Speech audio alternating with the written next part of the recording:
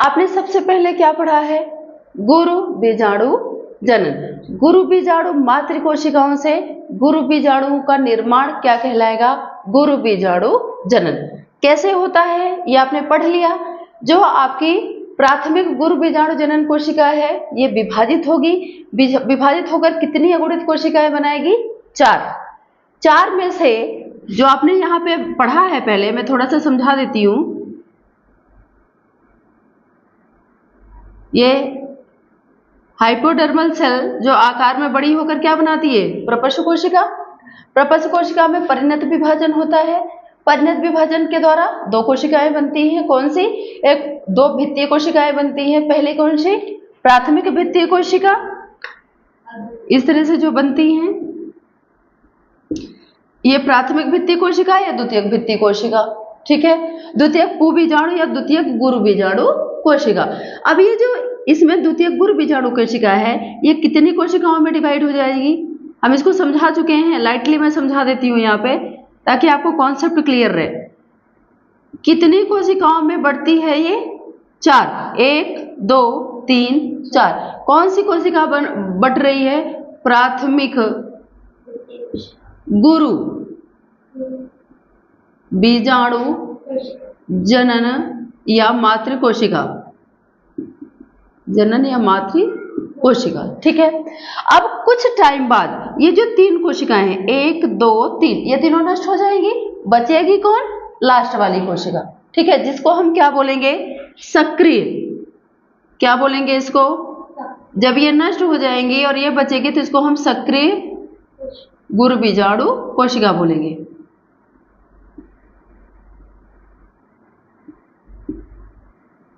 यहां तक आपको समझा दिया था।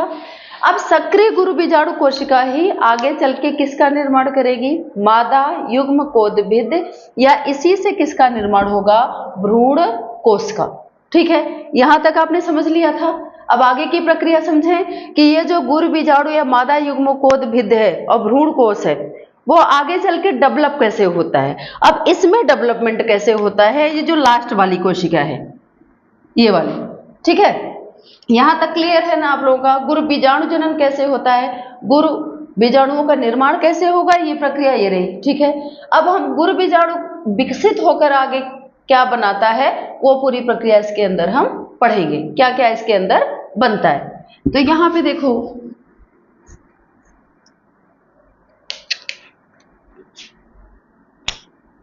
ये 3 आपकी कौन सी कोशिकाएं हो गई? नष्ट हुई कोशिकाएं, ठीक है। और यहां पे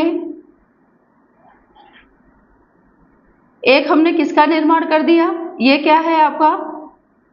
सक्रिय गुरु। स्टेप बाय समझते चलना।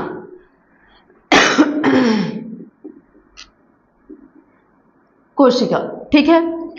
ये तीनों क्या है? नष्ट हुई कोशिकाएं। 3 नष्ट हुई कोशिकाएं। क्लियर है इतना? अब ये तो नष्ट हो गई, अब बचा कौन सा? सक्रिय गुरु बीजाणु। अब ये सक्रिय गुरु बीजाणु आगे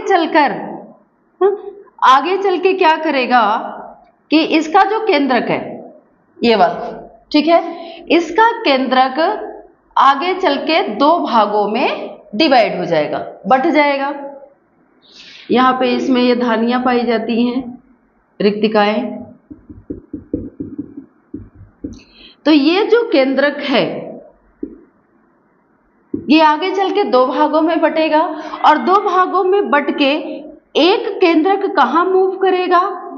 नीचे की ओर, बीजांड द्वार की ओर, और एक केंद्रक कहां मूव करेगा? ऊपर की ओर। मतलब ध्रुवीय केंद्रकों में ये डिवाइड हो जाता है। तो जो अगली संरचना इसकी बनेगी, तो यहां पे एक केंद्रक पहुंच गया और एक केंद्रक कहां पहुंच गया? इधर। ये एक केंद्रक 2 भागों में विभाजित हुआ, एक कहां गया? निभाग की ओर, और एक कहां गया? बीजांड द्वार की ओर। ये आपका क्या कहलाएगा? निभागीय केंद्रक। और ये क्या कहलाएगा? बीजांड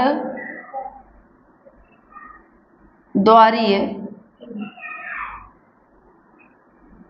केंद्रक, ठीक है। और यहां पे आपकी क्या होंगी, रिक्तिकाएं।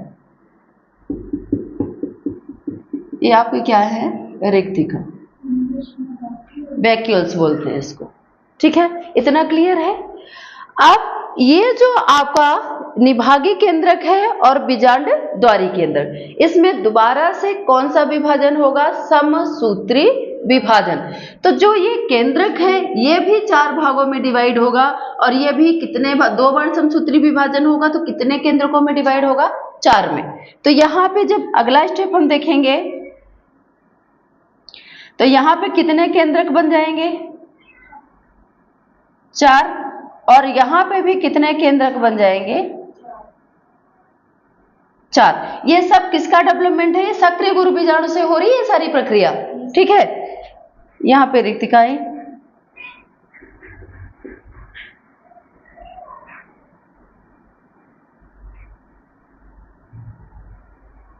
चार निभागीय केंद्रक,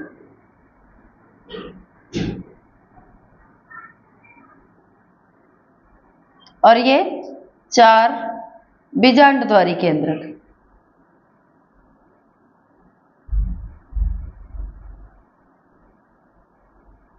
क्लियर है इतना।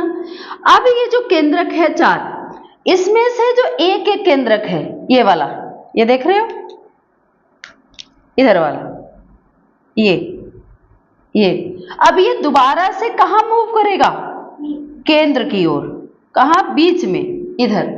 तो किसी भी पदार्थ का बीच वाला भाग क्या कहलाता है, केंद्रक। तो ये केंद्रक कहां मूव करेगा, इधर, ठीक है। ये फिर केंद्रक इधर की ओर मूव करेगा, ठीक है। तो जब अगली संरचना हम देखेंगे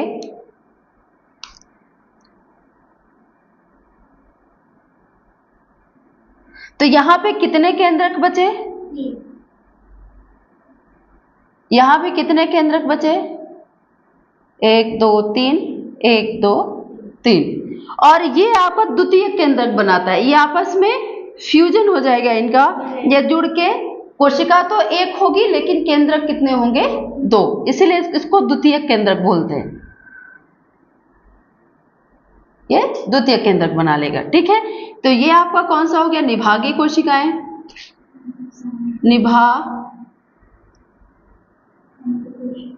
तीन निभागीय केंद्रक, और ये द्वितीय केंद्रक,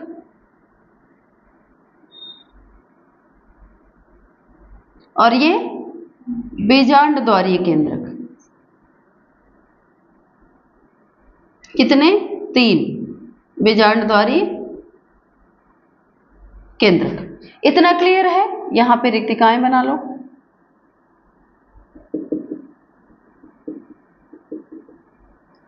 अब क्या होगा, कुछ टाइम बाद ये जो केंद्रक हैं इनके बीच बीच में क्या, किसका निर्माण होगा, भित्ति का, मतलब एक तरह से दीवार बनेगी इनके बीच। तो जब दीवार बन जाएगी तो ये जो किनारे किनारे की कोशिकाएं हैं, ये वाली और ये वाली, ये दोनों, ये आपकी क्या कहलाएंगी, सहायक कोशिकाएं, सहायक कोशिका। और बीच वाली क्या कहलाएगी, अंड कोशिका। और ये तो आपकी कौन सी कहलाएंगी, निभागीय कोशिकाएं या प्रतिमुख कोशिकाएं इनको बोलेंगे, प्रतिमुख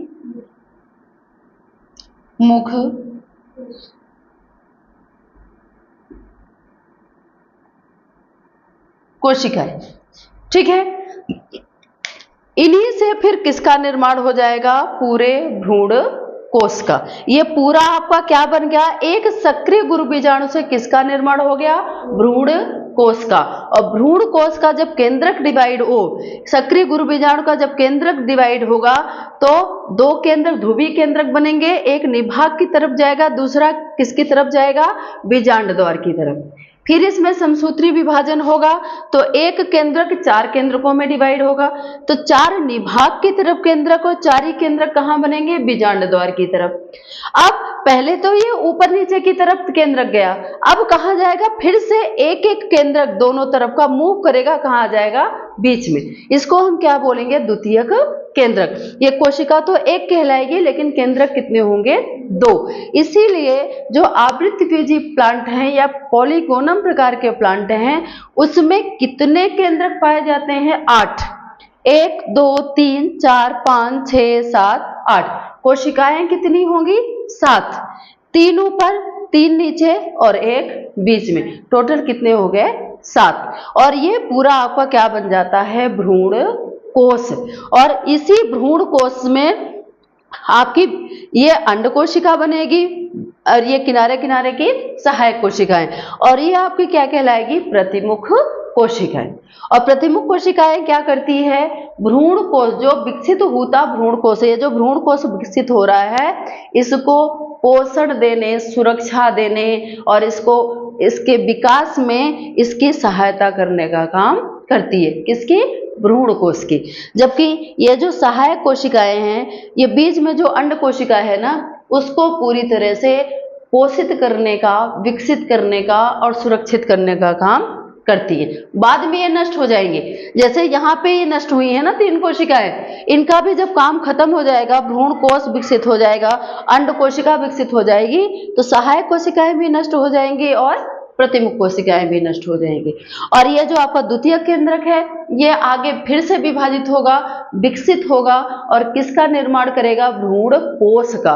और भ्रूण कोश फिर किसको पोषण देगा, किसको सुरक्षा देगा, अंड कोशिका। तो ये पूरा आपका किसका निर्माण हुआ, यहाँ पे भ्रूण कोश का। सक्रिय गुरु बीजाणु ये आपने किसमें पढ़ा, गुरु बीजाणु जनन में। और गुरु बीजाणु जनन से जो सक्रिय बीजाणु आगे डेवलप हुआ, किसके अंदर डेवलप होगा, ये बीजांड के बीजांडकाय की कोशिकाओं के अंदर। ये पूरा डेवलपमेंट कहाँ होता है, ये जो आपका बीजांड है ना बीजांड में ये जो आपके क्या पाई जाती हैं, बीजांडकाय की कोशिकाएं। इन कोशिकाओं से किसका निर्माण होगा, भ्रूण कोश का, ठीक है। और इसी के अंदर फिर क्या बनेंगी, अंड कोशिका, सहायक कोशिका और प्रतिमुख कोशिका, और क्या बनेगा, द्वितीयक केंद्रक। ये पूरा डेवलपमेंट किसका है, भ्रूण कोश का। समझ में आ गई बात। इसी को हम मादा युग्मकोद्भिद या भ्रूण कोश या गुरु बीजाणु कहते हैं, ठीक है।